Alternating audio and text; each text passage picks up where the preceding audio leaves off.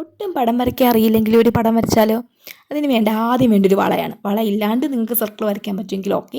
എനിക്ക് അത്ര വലിയ കഴിവൊന്നുമില്ല. അപ്പം ഞാനൊരു വള എടുത്തിട്ട് ആ പേപ്പറിൽ അവിടെ ഇവിടെ ആയിട്ട് 5-6 സർക്കിൾസ് വരച്ച് വെക്കുന്നുണ്ട്. ഇനി പ്രത്യേകിച്ച് പാറ്റേൺ ഒന്നും ഇല്ല, എവിടെ വേണമെങ്കിലും വരയ്ക്കാം. ആ പേപ്പറിൽ എവിടെയെങ്കിലുമൊക്കെ നിങ്ങൾക്ക് ഇഷ്ടമുള്ളതെടുത്ത് 5-6 സർക്കിൾസ് വരയ്ക്കുക. എന്നിട്ട് ആ സർക്കിളിൻ്റെ ഉള്ളിൽ വീണ്ടും ഒരു സർക്കിൾ വരയ്ക്കുക, കുഞ്ഞൊരു സർക്കിൾ.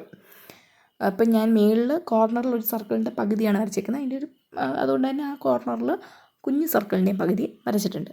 ഇനി നമുക്ക് പെറ്റൽസ് വരയ്ക്കാം, ഇതളുകൾ വരയ്ക്കാം. അപ്പോൾ കുഞ്ഞു സർക്കിളിന് ചുറ്റും ഇങ്ങനെ എന്ത് ചെയ്യുക, ഇതളുകൾ വരയ്ക്കുക. അപ്പോൾ ആ വലിയ സർക്കിൾ വരച്ചതെന്ന് വെച്ചാൽ ഇതളുകളുടെ സൈസൊക്കെ ഒരുപോലെ ആകാൻ വേണ്ടിയിട്ടാണ് വലിയ സർക്കിൾ വരച്ചേക്കുന്നത്. അപ്പോൾ ആ സർക്കിളിനുള്ളിൽ നിൽക്കുന്ന രീതിയിൽ വേണം പെറ്റൽസ് വരയ്ക്കാനായിട്ട്. പെറ്റൽസ് വരച്ചു കഴിഞ്ഞതിന് ശേഷം ആ കുഞ്ഞു സർക്കിളിൻ്റെ ഉള്ളിൽ നിൽക്കുന്ന രീതിയിൽ അതിനകത്ത് കുഞ്ഞു സർക്കിൾസ് വരയ്ക്കുക. വളരെ ചെറിയ സർക്കിൾസ് ആണ് ഇതുപോലെ വരയ്ക്കുക.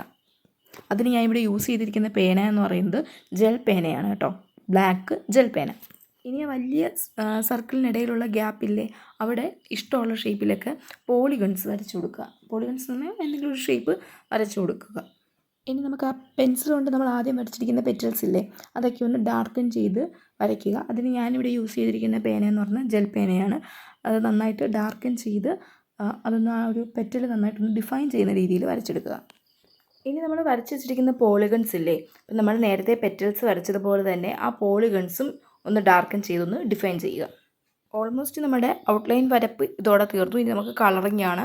അപ്പോൾ നമുക്ക് ഓരോ പെറ്റൽസിലും കളർ ചെയ്ത് കൊടുക്കാം, ഓരോ ഫ്ലവറിലും നമുക്ക് ഇഷ്ടമുള്ള രീതിയിലുള്ള കളർ കൊടുക്കാം. അപ്പം നിങ്ങൾക്ക് എയർ ബ്രഷൊക്കെ ഉണ്ടെങ്കിൽ അതാണ് നല്ലതെന്ന് തോന്നുന്നു. എൻ്റെ കയ്യിൽ ഇപ്പോൾ അതൊന്നും ഇല്ല. അപ്പം ഞാനിവിടെ യൂസ് ചെയ്തിരിക്കുന്നത് കണക്ടർ പെൻസ്, അതായത് നമ്മുടെ സ്കെച്ച് പെൻ പോലെ തന്നെയാണ് ഈ സംഭവം. അതിനേക്കാളും കുറച്ചും കൂടെ ഷെയ്ഡ് കുറവാണെങ്കിലേ ഉള്ളൂ. അതാണ് ഞാൻ ഇവിടെ യൂസ് ചെയ്തിരിക്കുന്നത്. അപ്പോൾ നിങ്ങൾക്ക് ഇഷ്ടമുള്ള കളർ യൂസ് ചെയ്യുക. എന്നിട്ട് നന്നായിട്ട് കളർ ചെയ്യുക. ഓരോ ഫ്ലവറിനും ഇഷ്ടമുള്ള രീതിയിൽ കളർ കൊടുക്കുക. അങ്ങനെ ഫ്ലവറിനെല്ലാം കളർ കൊടുത്തു കഴിഞ്ഞു. ഇനി നമ്മൾ ആ വരച്ചിരിക്കുന്ന പോളിഗൺസില്ലേ, പോളിഗൺസിന് കളർ കൊടുക്കുന്നതാണ്. അത് നിങ്ങൾക്ക് ഇഷ്ടമുള്ള കളർ കൊടുക്കുക. ഞാനിവിടെ ഗ്രീൻ കളറാണ് കൊടുത്തിരിക്കുന്നത്. ഇനി നമ്മൾ ആ ഫ്ലവറിൻ്റെയും പോളിഗൺസിൻ്റെയൊക്കെ ഇടയ്ക്കുള്ള ഗ്യാപ്പില്ലേ, ആ ഗ്യാപ്പ് ഫില്ല് ചെയ്യുകയാണ്.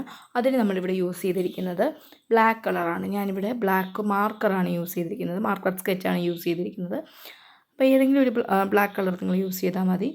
അപ്പോൾ ഓൾമോസ്റ്റ് നമ്മുടെ പടം കംപ്ലീറ്റ് ആയി. പിന്നെ എനിക്ക് തോന്നി ഫ്ലവറിൻ്റെ നടുക്ക് വെള്ളയ്ക്ക് പകരം മഞ്ഞ കൊടുക്കാമെന്ന്. അങ്ങനെ ഞാൻ പിന്നെ ആ ഒരു ഭാഗത്തെല്ലാം മഞ്ഞ കൊടുത്തു. അതായത് എല്ലാ ഫ്ലവറിൻ്റെയും ആ നടുക്ക് ഭാഗത്ത് ഞാൻ ആ വൈറ്റ് മാറ്റിയിട്ട് അവിടെ ആ ഒരു ബ്ലാക്ക് കുഞ്ഞു സർക്കിൾസ് എല്ലാം യെല്ലോ കളർ കൊണ്ട് ഫില്ല് ചെയ്തു. ഈ ഒരു പടം വളരെ സിമ്പിളല്ലേ, ഒട്ടും വരയ്ക്കാൻ അറിയത്തില്ലെങ്കിൽ പോലും നിങ്ങൾക്ക് വരച്ചുകൂടെ.